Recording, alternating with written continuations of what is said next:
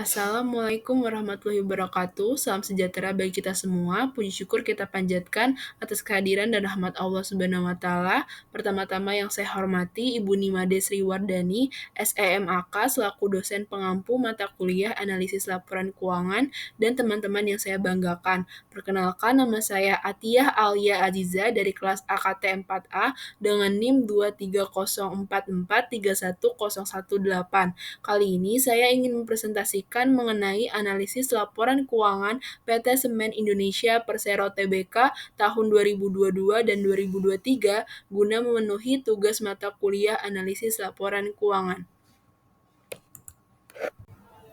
Di sini, sebelum kita masuk ke materinya, saya ingin menyampaikan beberapa poin materi dari analisis laporan keuangan PT Semen Indonesia Persero Tbk, yaitu yang pertama ada profil perusahaan, yang kedua ada Corporate Social Responsibility (CSR) dan keberlanjutan sustainability, yang ketiga ada akun unik dan menarik, yang keempat ada analisis horizontal, yang kelima ada analisis vertikal dalam laporan posisi keuangan dan laporan laba ruginya, dan yang terakhir ada analisis rasio yang akan dibahas lebih lanjut lagi, yaitu ada 3 macam, yaitu ada analisis rasio likuiditas, rasio solvabilitas, dan rasio profitabilitas.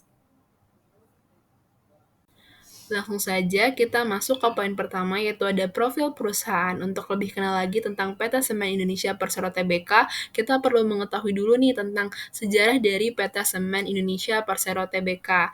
Nah, kita langsung aja next slide. Sejarah dari PT Semen Indonesia Persero Tbk. Nah, PT Semen Indonesia Persero Tbk ini sebelumnya bernama PT Semen Gresik Persero Tbk, adalah perusahaan BUMN yang bergerak di industri semen. Perusahaan ini didirikan pada tanggal 7 Agustus 1957 di Gresik oleh Presiden RI pertama Insinyur Soekarno. Pada tahun 1990, PT Semen Indonesia Tbk menjadi BUMN pertama yang go publik di Bursa Efek Indonesia dengan menjual 40 juta lembar saham ke publik. Pada tahun 1995, PT Semen Indonesia Tbk atau PT Semen Gresik melakukan akuisisi terhadap PT Semen Padang dan PT Semen Tonasa. Kemudian pada tahun 1999 terjadi perubahan komposisi saham setelah Cemex memenangkan penawaran terbuka, sehingga kepemilikan saham dari PT Semen Indonesia Tbk menjadi untuk pemerintah RI 51%, Cemex 25,5%, dan masyarakat 23,5%. Namun pada tahun 2006, Cemex menjual sahamnya ke Blue Valley, dan pada tahun 2010, Blue Valley menjual seluruh sahamnya melalui private placement yang menjadikan komposisi saham dari PT Semen Indonesia Tbk untuk pemerintah itu 51,01% dan publik 48,99%. Pada tanggal 7 Januari 2013, perusahaan resmi berganti nama menjadi PT Semen Indonesia Persero Tbk dan menjadi induk dari PT Semen Gresik, PT Semen Padang, PT Semen Tonasa, serta Tanglo Semen Company. Kemudian pada tanggal 31 Januari 2019, PT Semen Indonesia Tbk melalui anak usahanya PT Semen Indonesia Industri Bangunan (SIIB) berhasil mengakuisisi 80,64% saham PT Holcim Indonesia. Selain itu juga, pada 11 Februari 2020, PT Semen Indonesia Tbk mengganti logo menjadi SIG sebagai bagian dari pembaruan visi dan misi perusahaan. Selanjutnya, untuk lebih jelasnya, kita beralih ke profil perusahaan dari PT Semen Indonesia Persero Tbk. Nah, di sini ada nama perusahaannya sendiri, yaitu PT Semen Indonesia Persero Tbk, mulai berdirinya pada tanggal 7 Agustus 1957. Kantor perusahaannya itu ada di South Quarter Tower A, lantai 1920, Jalan R.A. Kartini, Kaf 8, Cilandak Barat, Jakarta Selatan, Indonesia. Nah, bidang usahanya itu termasuk kegiatan kegiatan produksi, menambang, dan menggali bahan yang diperlukan dalam industri semen, perdagangan, pemasaran, dan distribusi terkait dengan industri semen tersebut, dan adanya pemberian jasa untuk industri lainnya. Nah, yang kedua ada produk dan jasanya. Ada semen kantong, semen curah, produk beton, jasa lainnya seperti jasa penambangan, jasa angkutan dan bongkar muat, pengolahan limbah industri, dan jasa lainnya. Nah, di profil ini juga dicantumi nih nomor kontak dari PT Semen Indonesia Persero Tbk dan website yang bisa dikunjungi oleh teman-teman. Di slide sebelumnya, kita kan juga udah mengetahui nih sebagian dari profil perusahaannya. Dan untuk lebih jelasnya lagi, kita perlu juga paham nih tentang visi dan misi dari PT Semen Indonesia Persero Tbk. Visinya itu menjadi perusahaan penyedia solusi bahan bangunan terbesar di regional. Untuk misinya itu, yang pertama, berorientasi pada kepuasan pelanggan dalam setiap inisiatif bisnis. Yang kedua, menerapkan standar terbaik untuk menjamin kualitas. Yang ketiga, fokus menciptakan perlindungan lingkungan dan tanggung jawab sosial yang berkelanjutan. Yang keempat, memberikan nilai tambah terbaik untuk seluruh pemangku kepentingan. Dan yang kelima, menjadikan SDM sebagai pusat pengembangan perusahaan. Nah, itu tentang visi dan misi dari PT Semen Indonesia Persero Tbk. Oke, di slide ini kita akan membahas mengenai produk dari PT Semen Indonesia Persero Tbk. PT Semen Indonesia Persero Tbk memproduksi berbagai jenis semen untuk dipasarkan. Jenis semen utama yang diproduksi adalah semen Portland tipe 25 non-OPC. Selain itu, PT Semen Indonesia Persero Tbk juga memproduksi berbagai tipe khusus dan semen campur untuk penggunaannya yang terbatas. Di sini ada beberapa jenis semen yang diproduksi oleh PT Semen Indonesia Persero Tbk. Yang pertama, semen PCC Portland Composite Semen PCC. Nah, semen PCC sebagai bahan pengikat hidrolis hasil penggilingan bersama terak semen Portland, gipsum, dan bahan anorganik lain yang dihasilkan untuk konstruksi beton umum dan bahan bangunan khusus, misalnya perumahan, jalan, paving block, hollow brick. Nah, yang kedua ada semen Portland tipe 1 Ordinary Portland Cement OPC. Nah, jenis semen hidrolis ini tuh digunakan untuk keperluan konstruksi umum yang tidak memerlukan persyaratan khusus seperti tidak memerlukan ketahanan sulfat, panas hidrasi, dan kekuatan awal yang tinggi. Nah, semen tipe 1 ini bisa juga digunakan dalam bahan bangunan perumahan, jalan raya, jembatan, dan gedung bertingkat. Nah, yang ketiga ada semen PPC, Portland Pozzolan Cement PPC. Nah, semen hidrolis ini tuh dibuat dengan menggiling ternat gipsum dan bahan pozzolan ini digunakan untuk konstruksi umum dan khusus yang memerlukan ketahanan sulfat dan panas hidrasi sedang, misalkan jembatan, jalan raya, perumahan, bendungan, dan dermaga. Nah, di sini saya hanya memberikan 3 contoh produk dari PT Semen Indonesia Persero Tbk yang biasanya tuh umumnya dipakai. Dan untuk produk lainnya tuh masih banyak lagi nih jenis dari produk semennya. Oke, tanpa lama-lama kita langsung aja beralih ke kegiatan Corporate Social Responsibility CSR di slide berikutnya. Oke, di slide ini kita akan membahas kegiatan CSR dari PT Semen Indonesia Persero Tbk.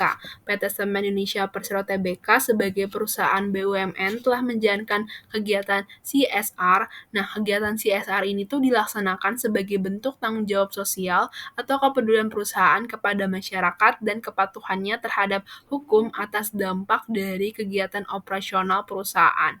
Kegiatan CSR ini tuh dilakukan oleh PT Semen Indonesia Persero Tbk terbagi menjadi 3 kegiatan, yaitu program kemitraan PK, Bina Lingkungan Sarana dan Prasarana BL, dan Tanggung Jawab Sosial Lingkungan TJSL.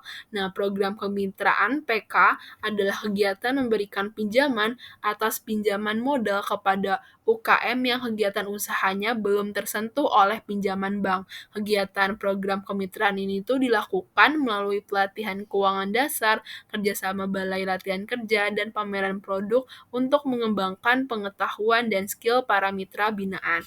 Yang kedua ada Bina Lingkungan. Bina Lingkungan merupakan program pemberdayaan kondisi sosial masyarakat yang dilakukan oleh BUMN dengan menyalurkan dana ke masyarakat yang telah dialokasikan untuk program Bina Lingkungan. Dalam Bina Lingkungan sendiri terdapat 7 kegiatan yang dilakukan secara rutin tiap tahunnya oleh PT Semen Indonesia, yaitu bantuan korban bencana alam, yang kedua bantuan pendidikan atau pelatihan, bantuan peningkatan kesehatan, yang keempat bantuan pengembangan prasarana atau sarana umum, yang kelima bantuan sarana ibadah, yang keenam bantuan pelestarian alam, dan yang ketujuh terakhir bantuan sosial kemasyarakatan dalam rangka pengentasan kemiskinan.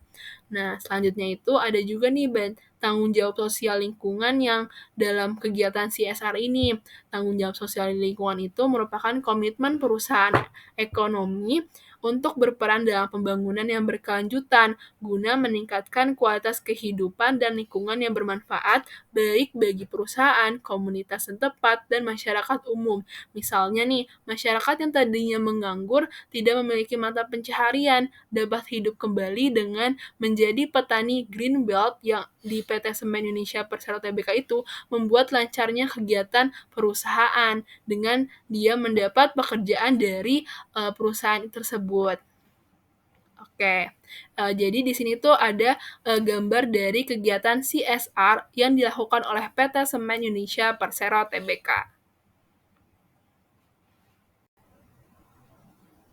Selanjutnya, di slide ini kita akan membahas keberlanjutan sustainability dari PT Semen Indonesia Persero Tbk.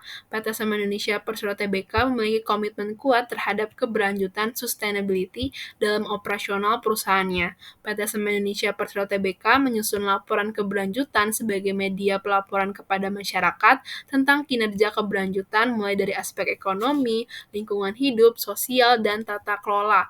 Laporan keberlanjutan ini disusun oleh perusahaan berdasarkan standar Global Reporting Initiative (GRI) dan telah mendukung tujuan pembangunan berkelanjutan SDGs sesuai dengan perkembangan melalui 3 pilar utama yang sejalan dengan perusahaan.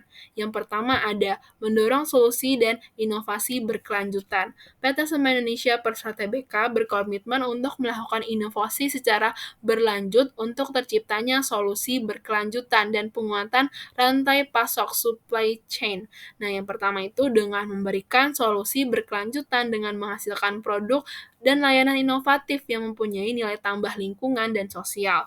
Yang kedua, penguatan rantai pasok dan pengembangan kemitraan yang berorientasi pada keberlanjutan. Selanjutnya ada perlindungan terhadap lingkungan. Nah, PT Semen Indonesia Persero Tbk juga memberikan produk dan layanan berkualitas kepada pelanggan melalui kegiatan lingkungan yang ada dengan pengurangan emisi gas rumah kaca, yang kedua pemanfaatan sumber data terbarukan sebagai bahan baku dan bahan bakar alternatif. Nah, yang ketiga pengurangan emisi udara atau emisi debu secara signifikan dan melakukan pemantauan berlanjut. Yang keempat, meningkatkan efisiensi air dengan mengurangi pengambilan air baku. Yang kelima, melindungi keanekaragaman hayati yang berada di area operasional dari perusahaannya.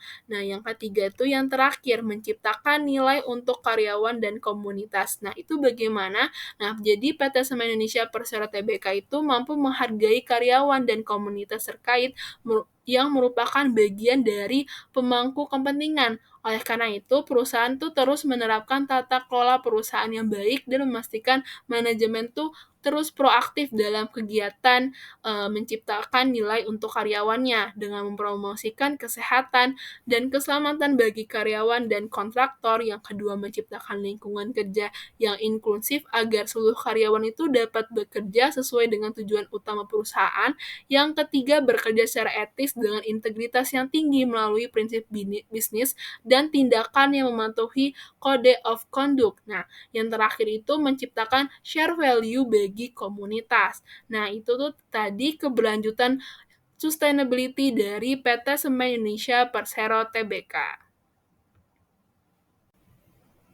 Selanjutnya, di slide ini kita akan membahas akun unik dan menarik dalam laporan keuangan PT Semen Indonesia Persero Tbk. Nah, dalam laporan keuangannya tersebut terdapat berbagai akun yang mencerminkan aktivitas dan kondisi keuangan perusahaan. Di antara akun-akun tersebut terdapat beberapa akun yang tergolong unik dan menarik karena tidak umum digunakan oleh perusahaan. Berikut ini tuh ada akun-akun unik dan menarik dalam laporan keuangan PT Semen Indonesia Persero Tbk. Yang pertama ada dana syirkah temporer. Nah, dana syirkah temporer sendiri adalah dana yang diterima oleh perusahaan di mana bank syariah memberikan hak kepada penerima dana untuk mengelola dan menginvestasikan dananya sesuai dengan kebijakan bank syariah atau pemilik dana. Keuntungan dari pengelolaan ini tuh dibagi sesuai dengan kesepakatan. Apabila terjadi kerugian bukan dari pelanggaran, maka pihak penerima dana tidak wajib menanggung kerugian tersebut. Nah, dalam praktiknya sendiri, PT Semen Indonesia Persero Tbk menerima dana syirkah temporer dari PT Bank Syariah Indonesia dan PT Bank Maybank Indonesia berdasarkan akad musyawarah yang dimulai pada tahun 2019.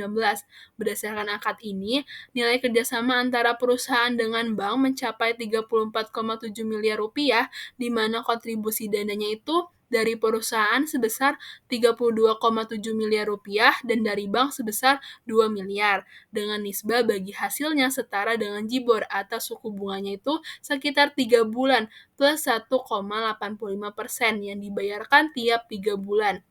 Selain itu, perjanjian ini juga mencantumkan pembatasan yang harus dipenuhi oleh perusahaan, seperti kewajiban memperoleh persetujuan tertulis dari bank sebelum melakukan penggabungan usaha, akuisisi, atau perubahan anggaran dasar. Nah, dalam laporan keuangan PT Semen Indonesia Persero Tbk pada tanggal 31 Desember 2023, perusahaan telah menerima dana syirkah temporer dari PT Bank Syariah Indonesia sebesar 675 juta, sedangkan di tahun 2022 sebesar 975 juta dan dari PT Bank Maybank Indonesia sebesar 1 miliar 375 juta dan di tahun 2022-nya sekitar 1 miliar 475 juta. Nah, itu tadi mengenai akun unik dan menarik dana syirkah temporer dari laporan keuangan PT Semen Indonesia Persero Tbk. Selanjutnya, akun unik dan menarik yang kedua itu ada provisi jangka panjang. Nah, provisi jangka panjang merupakan kewajiban yang diakui perusahaan untuk menutupi biaya di masa depan dengan waktu dan jumlahnya itu belum dapat dipastikan. Dalam laporan keuangan PT Semen Indonesia Persero Tbk, provisi jangka panjang memiliki dua komponen utama yaitu rehabilitasi dan restorasi tanah tambang serta estimasi biaya bongkar aset tetap. Kedua provisi ini mencerminkan komitmen perusahaan terhadap tanggung jawab lingkungan dan pengelolaan aset tetap yang sesuai dengan regulasi perusahaan. Rehabilitasi dan restorasi tanah tambang ini tuh dilakukan setiap tahun sesuai dengan rencana yang disampaikan kepada otoritas terkait, sedangkan pembongkaran aset tetap dilakukan saat masa sewa lahan telah berakhir, di mana kedua proses ini tuh merupakan bagian dari perencanaan perusahaan dalam mengelola aset secara efisien. Berdasarkan laporan keuangan, total provisi jangka panjang yang dicatat perusahaan di tahun 2022 sebesar 392 miliar 868 juta, mengalami peningkatan di tahun 2023 menjadi 415 miliar 350 juta. Nah, kenaikan ini disebabkan oleh tambahan provisi sebesar 33 miliar 637 juta yang sebagian besar berasal dari peningkatan estimasi biaya pembongkaran aset tetap yang dimana tuh dengan demikian peningkatan provisi dari tahun ke tahun ini tuh mencerminkan komitmen perusahaan dalam memenuhi tanggung jawabnya dalam hal pengelolaan lingkungan. Oke, itu tadi penjelasan mengenai akun unik dan menarik dari provisi jangka panjang dalam laporan keuangan PT Semen Indonesia Persero Tbk. Oke, di slide ini saya akan membahas mengenai analisis horizontal dalam laporan posisi keuangan. Di sini saya mengambil akun uang muka untuk dibuat interpretasinya. Uang muka adalah pembayaran di awal kepada pemasok sebelum barang atau jasanya itu diterima dan termasuk ke dalam aset lancar. Pada tahun 2022, akun uang muka sebesar 137 miliar 313 juta mengalami kenaikan menjadi 364 miliar 684 juta atau naik sebesar 227 miliar 371 juta atau dalam persentasenya 165,59% dibandingkan tahun sebelumnya yaitu tahun 2022. Nah, kenaikan ini mencerminkan strategi perusahaan dalam menjaga kelancaran operasional, terutama untuk memastikan ketersediaan bahan baku dan jasa di tengah persaingan industri dan kenaikan biaya. Selain itu, peningkatan uang muka juga terkait dengan kerjasama perusahaan dengan industri dalam negeri untuk mendukung tingkat komponen dalam negeri (TKDN) yang memungkinkan pembayaran di muka kepada pemasok lokal termasuk UMKM. Secara keseluruhan, kenaikan ini menunjukkan strategi perusahaan yang proaktif dan terencana untuk memperkuat rantai pasok dan efisiensi operasional dari PT Semen Indonesia Persero Tbk. Nah, itu. Oke, untuk akun selanjutnya dari analisis horizontal dalam laporan posisi keuangan, saya mengambil akun di bagian aset tidak lancar, yaitu akun tagihan pengembalian pajak, pajak lain-lain. Nah, di sini untuk akun tagihan pengembalian pajak, pajak lain-lain adalah klaim perusahaan atas kelebihan pembayaran pajak selain pajak penghasilan, seperti PPN atau pajak daerah yang belum dikembalikan oleh pemerintah. Nah, untuk akun tagihan pengembalian pajak, pajak lain-lain, pada tahun 2022 sebesar 94 miliar 713 juta mengalami penurunan menjadi 14 miliar 742 juta atau menurun sebesar 79 miliar 971 juta atau dalam persentasenya minus 84,44%. Nah, penurunan itu disebabkan oleh penyelesaian klaim pajak dari tahun sebelumnya serta adanya strategi efisiensi dan pengendalian biaya yang diterapkan oleh PT Semen Indonesia Persero Tbk. Selain itu, hal ini tuh juga mencerminkan peningkatan kepatuhan dan ketepatan perusahaan dalam menghitung kewajiban pajak yang mendukung stabilitas keuangan dan keberlanjutan operasional perusahaan.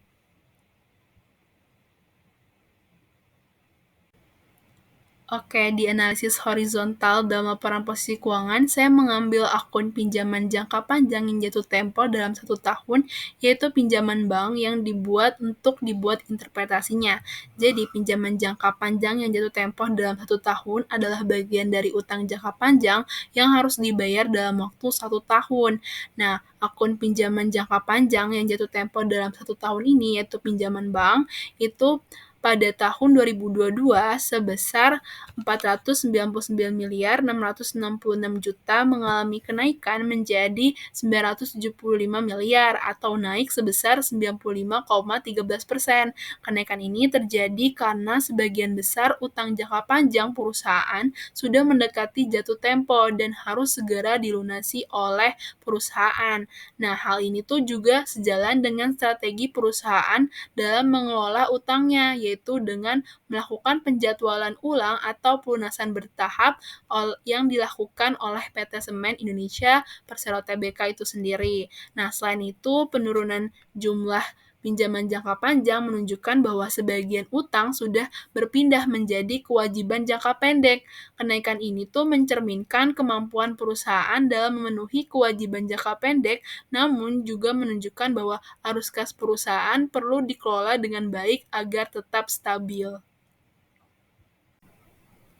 Oke, untuk akun selanjutnya yang saya pilih dalam analisis horizontal dalam laporan laba rugi adalah akun bagian atas hasil bersih entitas asosiasi dan ventura bersama, yang menunjukkan kontribusi laba atau rugi dari entitas yang dimiliki sebagian oleh perusahaan seperti joint venture atau perusahaan asosiasi. Pada tahun 2022, Akun bagian atas hasil bersih entitas asosiasi dan Ventura bersama sebesar 2.396 juta mengalami penurunan drastis sebesar 16.946 juta atau turun sekitar 19.342 juta dengan persentase sebesar 807,26%. Nah, penurunan ini terjadi karena entitas asosiasi dan Ventura bersama mengalami kerugian akibat tingginya biaya energi, kenaikan harga bahan baku, serta menurunnya permintaan di beberapa pasar regional, khususnya permintaan semen. Contohnya tuh entitas seperti PT Semen Kupang mengalami kerugian karena tingkat pemanfaatan kapasitas produksinya tuh masih rendah dan menghadapi persaingan ketat di industri. Selain itu, beberapa Ventura bersama masih dalam tahap awal pengembangan, sehingga belum menghasilkan pendapatan yang cukup untuk menutup biaya operasional. Hal itu menjadi peringatan bagi PT Semen Indonesia untuk mengevaluasi kembali strategi investasinya agar lebih selektif dan mengurangi potensi kerugian di masa depan. Oke, selanjutnya saya akan membuat analisis horizontal dalam laporan laba rugi. Di sini saya akan mengambil akun pendapatan operasi lainnya bersih untuk dibuat interpretasinya. Akun pendapatan operasi lainnya bersih adalah pendapatan dari aktivitas operasional yang bukan berasal dari penjualan utama seperti sewa properti, pelepasan aset, atau kompensasi asuransi. Nah, pada akun ini, akun pendapatan operasi lainnya bersih di tahun 2022 sebesar 56.328 juta mengalami kenaikan signifikan menjadi 191.222 juta atau naik sebesar 134.894 juta dengan persentase 239,48%. Kenaikan ini disebabkan oleh adanya strategi PT Semen Indonesia Persero Tbk ini dalam mengoptimalkan aset non-produktif seperti penyewaan dan pelepasan aset tetap serta efisiensi operasional melalui teknologi Plan Optimizer. Selain itu, perluasan layanan ke sektor seperti pengolahan limbah ke industri dan kolaborasi riset dengan pihak ketiga juga turut mendorong peningkatan pendapatan ini. Kenaikan ini tuh mencerminkan keberhasilan perusahaan dalam mendiversifikasi sumber pendapatan dan beradaptasi terhadap tantangan industri seperti persaingan ketat dan tekanan biaya sehingga dengan akun ini tuh dapat menjaga kinerja keuangan itu tetap positif. Oke, di slide selanjutnya ada analisis vertikal dalam laporan posisi keuangan.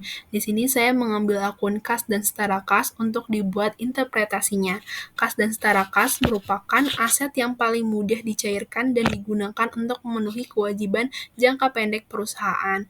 Berdasarkan analisis vertikal laporan keuangan PT Semen Indonesia Persero Tbk, akun kas dan setara kas meningkat dari 6.007.333 juta atau 7,24% dari total aset pada tahun 2022 menjadi 6.999.841 juta atau 8,48% dari total aset. Proporsinya yang mengalami peningkatan nih di tahun 2023. Kenaikan ini disebabkan oleh arus kas operasi yang tetap kuat, yaitu sebesar 5,7 triliun, serta belanja modal yang tetap terkendali. Selain itu, strategi efisiensi operasional melalui penggunaan teknologi dan pengolahan distribusi yang lebih baik juga turut menjaga kestabilan keuangan perusahaan. Secara keseluruhan, hal ini mencerminkan bahwa posisi likuiditas perusahaan semakin baik dan manajemen kas dilakukan secara hati-hati nih untuk menghadapi tantangan industri di PT Semen Indonesia Persero Tbk selama tahun 2023.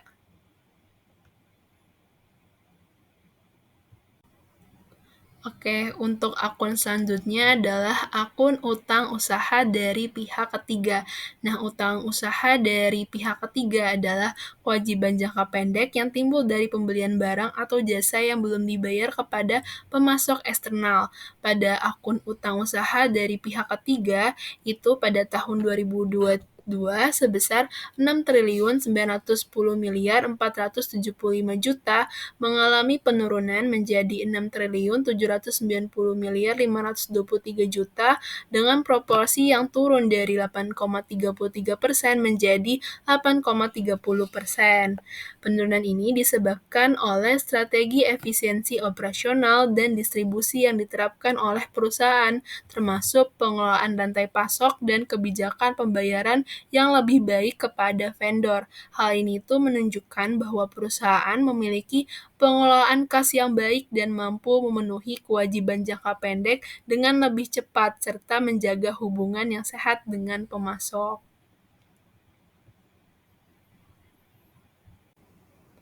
Oke, selanjutnya dalam analisis vertikal laporan posisi keuangan, saya mengambil akun saldo laba belum dicadangkan untuk dibuat interpretasinya.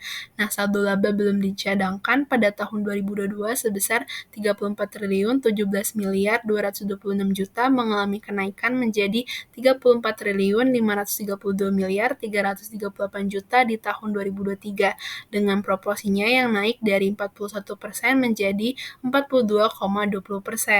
Nah, kenaikan ini tuh disebabkan oleh laba bersih yang masih positif pada tahun 2023 yaitu sebesar 2.170.497 juta yang diatribusikan kepada pemilik entitas induk. Meskipun begitu, perusahaan juga membagikan dividen pada tahun tersebut sehingga sisa laba tetap itu menambah saldo laba belum dicadangkan. Nah, perusahaan juga menunjukkan konsistensi dalam mempertahankan kinerja keuangan yang stabil meskipun berada di tengah tantangan industri semen. Nah, melalui dari strategi efisiensi operasional, peningkatan utilisasi aset, serta penguatan pasar menjadi faktor utama yang mendorong pertumbuhan laba ditahan. Peningkatan proporsi ini tuh mencerminkan pendekatan yang hati-hati nih bagi PT Semen Indonesia Persero Tbk dalam mengelola keuangannya. Oke, untuk akun selanjutnya, dalam analisis vertikal dalam laporan laba rugi, saya mengambil akun beban pokok pendapatan untuk dibuat interpretasinya. Beban pokok pendapatan di tahun 2022 sebesar 25.700.993 juta mengalami kenaikan menjadi 28.474.383 juta pada tahun 2023 dengan proporsi terhadap total pendapatannya naik dari 70,65% menjadi 73,67%. Kenaikan proporsi ini tuh disebabkan oleh meningkatnya harga energi global dan inflasi, kenaikan volume produksi dan penjualan, serta konsolidasi semen batu raja yang menambah beban produksi. Selain itu, persaingan harga yang ketat membuat perusahaan tidak bisa menaikkan harga jual secara signifikan, meskipun perusahaan telah melakukan efisiensi melalui teknologi dan penggunaan bahan bakar alternatif. Beban pokok pendapatan tetap naik lebih cepat dibandingkan pendapatannya, sehingga menekan margin laba kotor. Hal ini tuh menjadi bagian yang penting nih bagi perusahaan untuk menjaga profitabilitasnya di masa depan.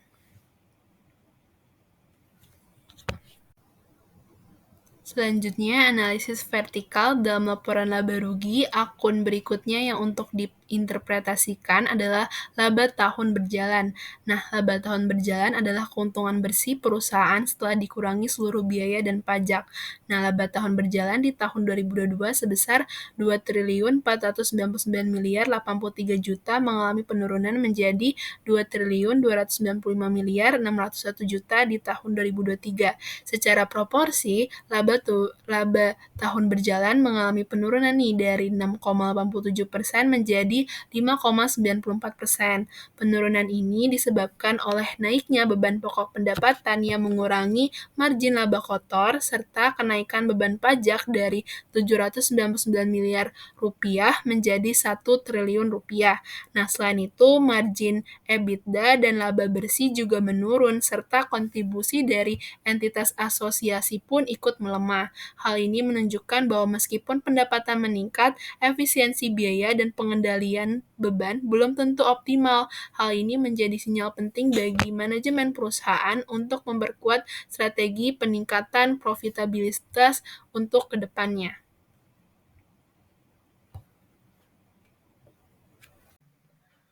Oke, selanjutnya kita akan membahas mengenai analisis rasio likuiditas. Nah, untuk bagian pertama, kita akan membahas rasio lancar current ratio.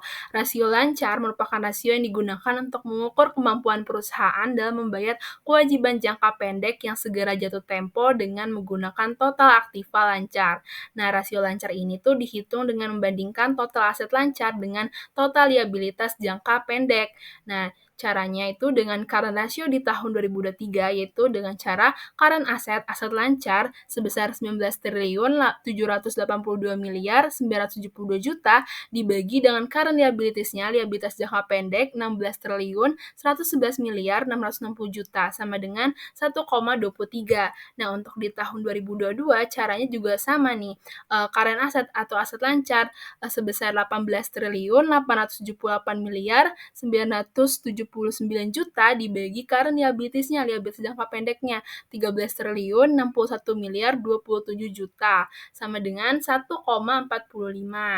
Berdasarkan perhitungan yang sebelumnya diketahui bahwa rasio lancar PT Semen Indonesia Tbk pada tahun 2022 sebesar 1,45 dan masih berada di atas angka 1. Hal ini tuh menunjukkan bahwa aset lancar yang dimiliki perusahaan lebih besar dibandingkan dengan liabilitas jangka pendeknya, sehingga menandakan perusahaan memiliki likuiditas yang cukup baik untuk memenuhi kewajiban jangka pendeknya. Namun, pada tahun 2023, rasio lancar itu mengalami penurunan menjadi 1,23 dan masih berada di atas angka 1. Penurunan ini dapat disebabkan oleh meningkatnya liabilitas jangka pendek, berkurangnya persediaan, dan adanya perubahan struktur keuangan dari perusahaan. Jika secara keseluruhan, meskipun rasio lancarnya itu masih berada di atas standar minimal 1, tren penurunan itu perlu diperhatikan untuk memastikan bahwa perusahaan tetap memiliki likuiditas yang kuat dalam menghadapi kewajiban jangka pendeknya.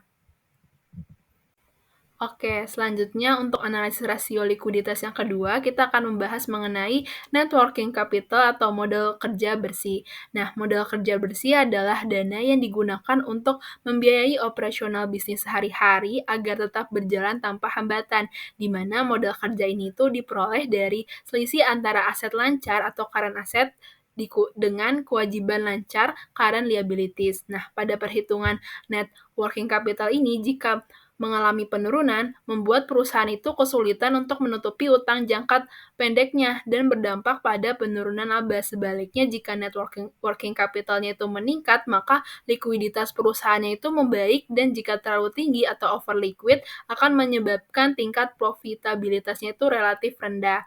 Nah, untuk perhitungan net working capital itu sendiri, itu sama dengan current asset atau aset lancar dikurang current liability yaitu sebesar 19 triliun 782 miliar 972 juta dikurang dengan current liability tahun 2023 yaitu kewajiban lancarnya 16 triliun 111 miliar 660 juta sama dengan 3 triliun 671 miliar 312 juta. Nah, untuk tahun 2022 caranya juga sama, net working capital sama dengan current asset atau aset lancar sebesar 18 triliun 878 miliar 979 juta dikurang current liabilities-nya atau liabilitas jangka pendeknya itu 13 triliun 61 miliar 27 juta sama dengan hasilnya 5 triliun 817 juta miliar 952 juta. Nah, itu untuk tahun 2022. Nah, berdasarkan perhitungan net working capital dapat dilihat net working capital PT Semen Indonesia Tbk itu mengalami penurunan signifikan nih teman-teman, di mana pada tahun 2022 sebesar 5 triliun 817 miliar 952 juta menjadi 3 triliun 671 miliar 312 juta pada tahun 2023. Nah, penurunan ini tuh terjadi karena pertumbuhan liabilitas jangka pendek yang lebih tinggi dibandingkan pertumbuhan aset lancarnya, terutama disebabkan oleh munculnya utang obligasi jangka pendek dan pinjaman yang jatuh tempo. Hal ini menunjukkan bahwa meskipun perusahaan masih memiliki modal kerja bersih yang positif, likuiditasnya tetap mengalami penurunan. Jika tren ini terus berlanjut, perusahaan akan menghadapi tantangan dalam memenuhi kewajiban jangka pendeknya. Oleh karena itu, diperlukan strategi yang tepat untuk mengolah aset lancar dan liabilitas jangka pendeknya agar kondisi keuangan perusahaannya itu tetap stabil. Oke, untuk analisis rasio likuiditas yang ketiga yaitu ada rasio kas terhadap aset lancar, cash to current asset ratio. Nah, rasio ini tuh mengukur seberapa besar proporsi aset lancar yang bersifat hampir tunai seperti kas setara kas dan sekuritas yang dapat diperjualbelikan terhadap total aset lancar yang dimiliki perusahaan. Semakin besar rasionya, maka semakin liquid aset lancar tersebut. Artinya, perusahaan itu memiliki lebih banyak kas setara kas dan sekuritas yang dapat diperjualbelikan dibandingkan dengan aset lancar lainnya. Nah, untuk mencari cash to current asset ratio di tahun 2022 dan 2023, nah, di tahun 2023 yaitu cash and cash equivalent, kas dan setara kas sebesar 6.939.841 juta dibagi dengan current asetnya aset lancar yaitu 19.782.972 juta sama dengan 0,35 untuk di tahun 2023. Sedangkan di tahun 2022 cash to current asset rasionya itu cash and cash equivalent atau kas dan setara kas sebesar 6.007.333 juta dibagi current asetnya aset lancarnya itu 18.878.979 juta sama dengan 0,32 untuk di tahun 2022. Nah, berdasarkan perhitungan cash to current asset rasio PT Semen Indonesia Tbk, rasio kas terhadap aset lancar itu mengalami peningkatan nih teman-teman dari 0,32 pada tahun 2022 menjadi 0,35 pada tahun 2023 yang menandakan kondisi likuiditasnya tuh lebih baik. Hal ini tuh menunjukkan proporsi kas dan setara kas terhadap total aset lancar mengalami kenaikan. Nah, karena kenaikan itu disebabkan oleh bertambahnya kas dan setara kas dan sementara total aset lancarnya itu hanya naik sedikit, itu menunjukkan strategi perusahaan untuk menjaga likuiditasnya di tengah tantangan industri, sekaligus mencerminkan kondisi keuangan jangka pendek yang lebih stabil dan siap menghadapi kebutuhan operasionalnya.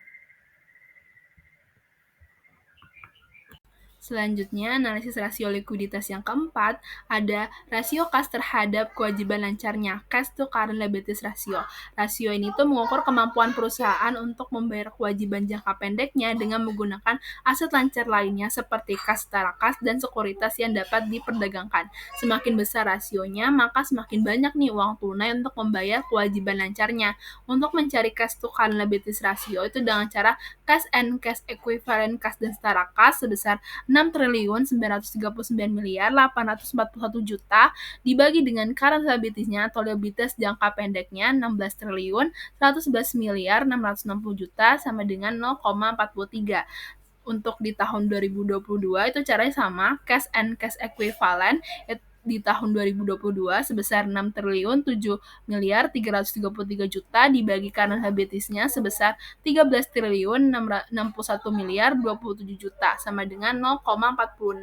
Nah, dalam perhitungan tersebut, cash to current liabilities ratio rasio kas terhadap kewajiban lancar itu mengalami penurunan nih dari 0,46 di tahun 2022 menjadi 0,43 di tahun 2023. Hal ini tuh menunjukkan tingkat likuiditas perusahaan itu sedikit melemah dalam menutupi kewajiban jangka pendeknya. Nah, penurunan rasio ini tuh membuat perusahaan tuh perlu lebih berhati-hati nih dalam mengelola kasnya agar tetap dapat memenuhi kewajiban jangka pendeknya secara optimal dan menjaga keseimbangan antara likuiditas serta efisiensi aset perusahaan.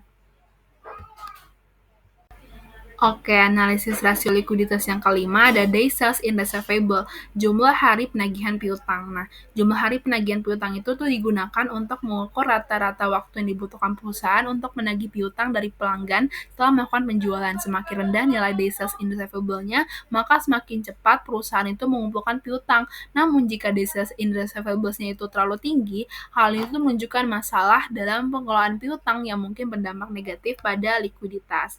Nah, untuk mencari day sales in receivable itu dengan cara melakukan receivable sebesar 5.787.852 juta dibagi salesnya itu sebesar 38.651.360 juta dibagi 360 nih. Itu sama dengan 53,91. Sedangkan untuk di tahun 2022 itu caranya sama, melakukan receivable-nya itu sebesar 5.521.338 juta dibagi salesnya itu 36.300 378.597.000.000 dibagi 360 sama dengan 54,64. Nah, berdasarkan perhitungan di atas itu dapat dilihat nih atau diketahui bahwa jumlah hari dari penagihan piutang PT Semen Indonesia Tbk itu mengalami penurunan dari 54,64 hari di tahun 2022 menjadi 53,91 hari di tahun 2023. Penurunan itu mencerminkan adanya perbaikan efisiensi dalam penagihan piutang usaha. Hal ini tuh disebabkan oleh kenaikan penjualan bersih yang lebih besar yang menunjukkan perusahaan itu mampu mengelola piutangnya dengan cukup baik meskipun menghadapi tantangan pasar di industri semen. Oke, untuk analisis rasio kedua ada analisis rasio solvabilitas. Nah, untuk bagian pertama kita akan mencari long term debt to equity ratio. Nah, long term debt to equity ratio adalah rasio keuangan yang digunakan untuk mengukur seberapa besar proporsi utang jangka panjang perusahaan dibandingkan dengan ekuitas pemegang saham.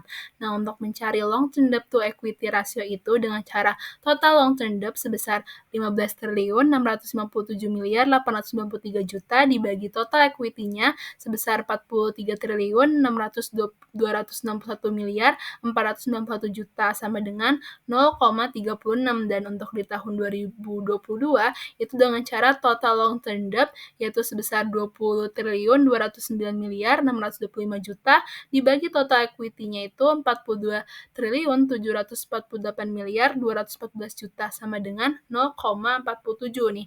Berdasarkan laporan keuangan PT Semen Indonesia Persero Tbk, long term debt to equity ratio itu mengalami penurunan dari 0,47 di tahun 2022 menjadi 0,36 di tahun 2023. Nah, penurunan itu disebabkan oleh pelunasan sebagian pinjaman bank dan obligasi yang membuat total utang jangka panjang turun dari 20,2 triliun menjadi 15,6 triliun, sedangkan ekuitasnya itu meningkat dari 42,75 triliun menjadi 43,26 triliun. Hal ini tuh menunjukkan efisiensi operasional, pengendalian beban bunga, dan strategi penguatan perusahaan dalam menghadapi persaingan dan tekanan biaya di industri semen.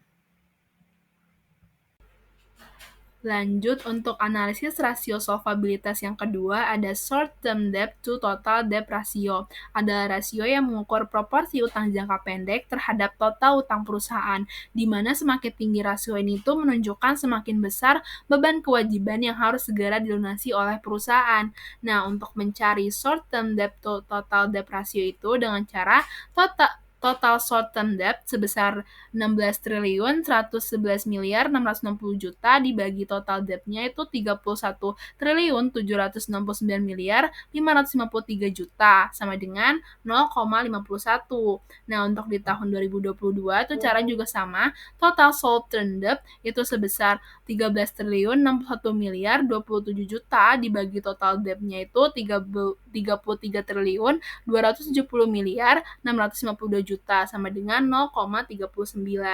Nah, pada saat PT Semen Indonesia Persero Tbk ini tuh rasionya tuh mengalami peningkatan nih dari 0,39 di tahun 2022 menjadi 0,51 di tahun 2023. Nah, kenaikan itu disebabkan oleh naiknya total utang jangka pendek dari 13,6 triliun menjadi 16,11 triliun, sementara total utangnya itu justru menurun nih dari 33,27 triliun menjadi 31,77 triliun. Nah, peningkatan utang jangka pendek itu berasal dari tambahan pinjaman jangka pendek dan pencatatan utang obligasi jangka panjang yang jatuh tempo dalam 1 tahun senilai 3,36 triliun. Langkah ini tuh merupakan bagian dari strategi pengelolaan pembiayaan jangka pendek yang lebih efisien. Lanjut, analisis rasio solvabilitas yang ketiga ada debt to equity ratio. Debt to equity ratio adalah rasio yang membandingkan total utang dengan total ekuitas perusahaan untuk menunjukkan seberapa besar pembiayaan yang berasal dari utang dibandingkan modal yang dimiliki. Nah, untuk mencari debt to equity ratio itu dengan cara total debt di tahun 2023 sebesar 31.769.553.000.000 dibagi total shareholders equity-nya sebesar sebesar 43.261.491 juta sama dengan 0,73 untuk di tahun 2023. Sedangkan untuk di tahun 2022 itu caranya juga sama, total debt di tahun 2022 sebesar 33.270.652 juta dibagi total shareholders equity-nya itu 42.748.214 juta sama dengan 0,78. Nah, dengan demikian debt to equity ratio itu mengalami penurunan nih dari 0,78 di tahun 2022 menjadi 0,73 di tahun 2023. Penurunan ini tuh terjadi karena total utangnya itu berkurang dari 33,27 triliun menjadi 31,77 triliun, sedangkan ekuitasnya yang meningkat dari 42,75 triliun menjadi 43,26 triliun. Nah, penurunan utang ini tuh berasal dari pelunasan pinjaman jangka panjang sebesar 1,87 triliun dan peningkatan ekuitas yang didukung oleh laba bersih selama tahun 2023 sebesar 2,17 triliun. Nah, dengan adanya penurunan ini, kondisi keuangan perusahaan itu lebih stabil karena mendukung pertumbuhan jangka panjangnya. Analisis rasio solvabilitas yang terakhir ada time interest earned. Nah, time interest earned adalah rasio yang mengukur kemampuan perusahaan dalam membayar beban bunga utangnya dengan laba sebelum bunga dan pajak. Nah, untuk mencari time interest earned itu dengan cara earning before interest and tax atau laba sebelum bunga dan pajak dibagi interest expense-nya itu dibagi beban bunga. Nah, earning before interest and tax itu tuh sebesar 3.303.760 juta dibagi interest expense-nya itu 406.644 juta sama dengan 8,12. Sedangkan di tahun 2022 itu earning before interest and tax-nya itu sebesar 3.298.835 juta dibagi interest expense-nya itu 348.388 juta sama dengan 9,47. Nah, jadi tim interest earned itu mengalami penurunan nih dari 9,47 di tahun 2022 menjadi 8,12 di tahun 2023. Penurunan ini tuh terjadi karena meskipun EBIT-nya tuh sedikit naik menjadi 3,30 triliun karena beban bunganya juga meningkat dari 348,34 miliar menjadi 406,64 miliar. Kenaikan beban bunga ini tuh tentunya disebabkan oleh perubahan komposisi utang berbunga yang jatuh temponya tuh lebih dekat. Meskipun rasio TR-nya itu menurun, nilai rasio 8,12 ini tuh tetap menunjukkan bahwa perusahaan itu mampu memenuhi kewajiban bunganya dan berada dalam kondisi keuangan yang relatif aman. Selanjutnya, analisis rasio ketiga adalah analisis rasio profitabilitas. Nah, yang bagian pertamanya itu ada Return on Total Asset (ROA), merupakan rasio keuangan yang digunakan untuk mengukur seberapa efektif perusahaan dalam menghasilkan laba bersih dari total aset yang dimiliki. Semakin tinggi nilai ROA, maka semakin efisien perusahaan dalam memanfaatkan aset.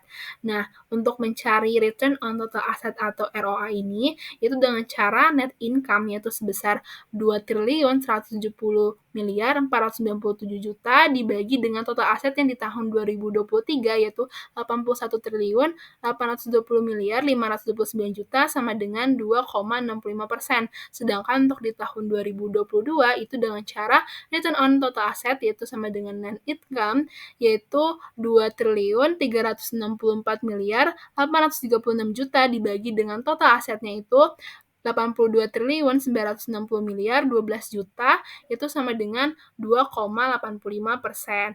Nah, berdasarkan hasil perhitungan dapat diketahui nih bahwa rasio return on total asset ROA PT Semen Indonesia Persero Tbk pada tahun 2022 sebesar 2,85% mengalami penurunan menjadi 2,65% pada tahun 2023.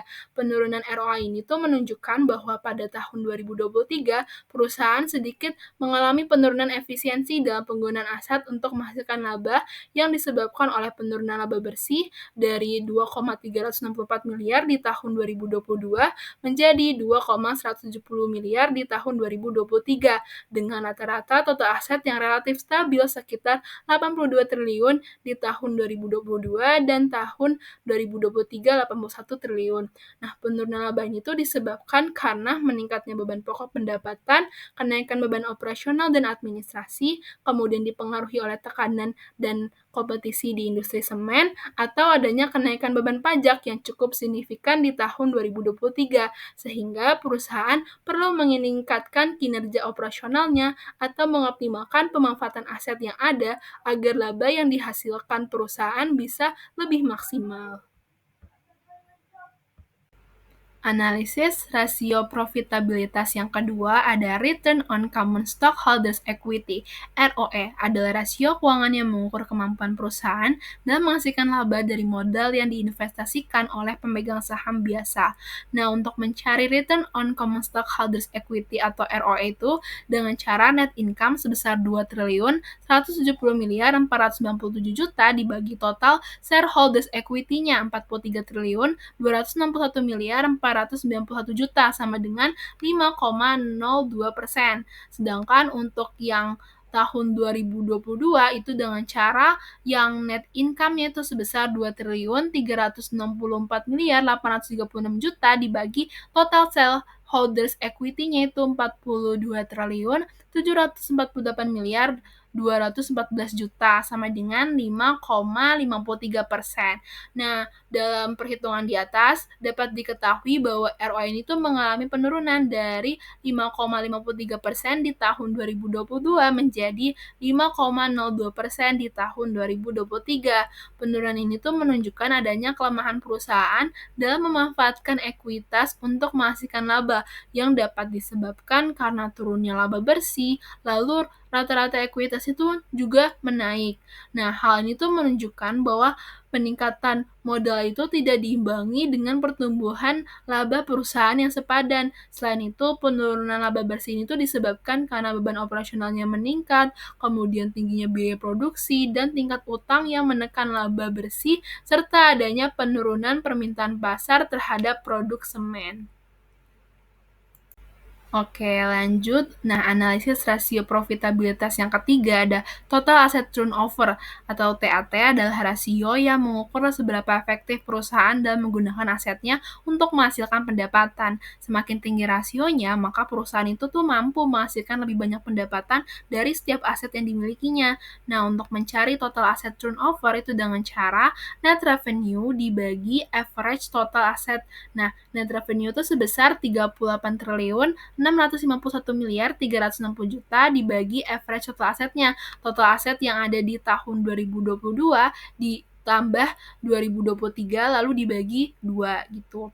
Nah, itu sebesar 82 triliun 390 miliar 270 juta itu sekitar 0,47. Sedangkan di tahun 2022 itu juga caranya sama, net revenue sebesar 36 triliun 378 miliar 597 juta dibagi average total asetnya yang 82 triliun 363 miliar 169 juta sebesar sama dengan 0,44. Nah, rasio total aset turnover itu mengalami peningkatan nih dari 0,44 kali di tahun 2022 menjadi 0,47 kali di tahun 2023. Peningkatan ini tuh menunjukkan adanya perbaikan efisiensi penggunaan aset dalam menghasilkan pendapatan. Nah, net revenue pun juga tercatat naik kan, terus sedangkan rata-rata total asetnya pun juga relatif stabil. Nah, kenaikan rasio ini tuh juga disebabkan karena peningkatan volume penjualan semen, kemudian strategi ekspansi pasar yang lebih efektif, serta adanya efisiensi operasional yang berhasil dilakukan oleh perusahaan. Selain itu, pengelolaan aset tetap pun juga dilakukan lebih optimal nih, sehingga mampu meningkatkan pendapatan perusahaan tanpa harus menambah aset secara signifikan. Kemudian ada juga nih Rasio profitabilitas fixed asset turnover. Ada rasio keuangan yang mengukur seberapa efisien perusahaan dan menggunakan aset tetapnya seperti pabrik, mesin, peralatan untuk menghasilkan pendapatan. Nah, untuk fixed asset turnover itu diperoleh dari net revenue yang di tahun 2023 sebesar 38 triliun 651 miliar 360 juta dibagi average fixed assetnya yang aset tetapnya yang di tahun 2022 ditambah 2023 dibagi 2 itu sekitar 57 triliun 288 miliar 500 juta sama dengan 0,67. Sedangkan untuk di tahun 2022 itu net revenue-nya itu sebesar 36 triliun 378 miliar 597 juta dibagi average fixed assetnya atau aset tetapnya itu seperti sebelumnya itu sebesar 58 triliun 322 miliar 533 juta. Itu sekitar 0,62. Nah, dalam perhitungan rasio fixed asset turnover itu mengalami nih kenaikan nih dari 0,62 pada tahun 2022 menjadi 0,67 pada tahun 2023. Nah, kenaikan ini tuh menandakan bahwa perusahaannya itu mampu meningkatkan efektivitas penggunaan asetnya itu dalam menghasilkan pendapatan. Peningkatan ini pun juga disebabkan karena naiknya pendapatan bersih dan penurunan rata-rata aset tetap. Selain itu, adanya peningkatan rasio itu juga disebabkan karena PT Semen Indonesia Tbk itu mampu mengoptimalkan fasilitas produksinya, mulai dari peningkatan efisiensi operasional, perbaikan strategi penjualan, atau peningkatan kapasitas produksi tanpa harus banyak menambah aset tetap baru.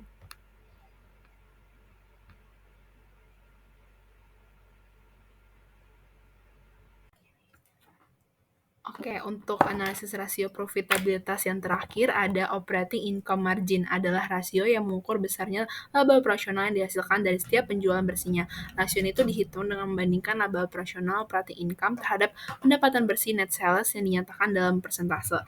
Nah, untuk mencari operating income margin itu di tahun 2023 dengan cara operating income 4 triliun 503 miliar 593 juta dibagi net sales-nya itu 38 triliun 651 miliar 360 juta itu sebesar 11,65%.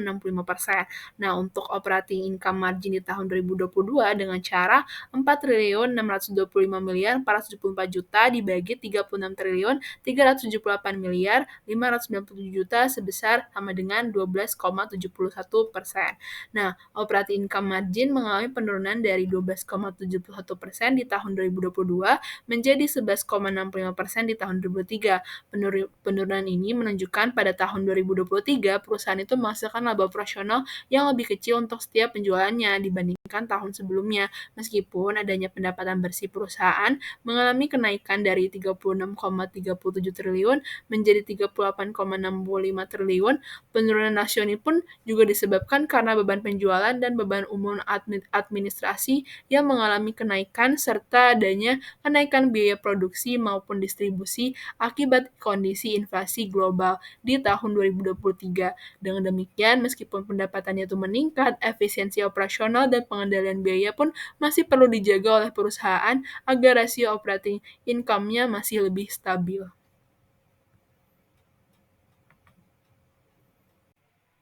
Untuk kesimpulannya, jadi PT Semen Indonesia Persero Tbk sebagai BUMN terbesar di industri semen nasional terus berkembang secara bisnis dan memperluas pasar internasional.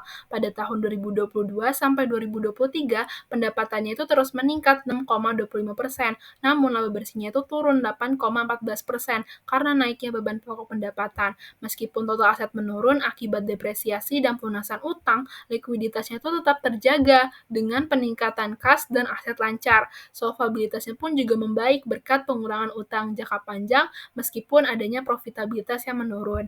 Perusahaan itu tetap efisien nih dalam operasional, menjaga arus kas positif, dan menunjukkan komitmen terhadap keberlanjutan serta tanggung jawab sosial yang menjadikan PT Semen Indonesia Persero Tbk ini tuh mampu bersifat kompetitif nih di tengah tantangan industri yang ada. Sekian presentasi yang bisa saya sampaikan dari analisis laporan keuangan PT Semen Indonesia Persero Tbk. Kurang lebihnya mohon dimaafkan. Terima kasih. Wassalamualaikum warahmatullahi wabarakatuh.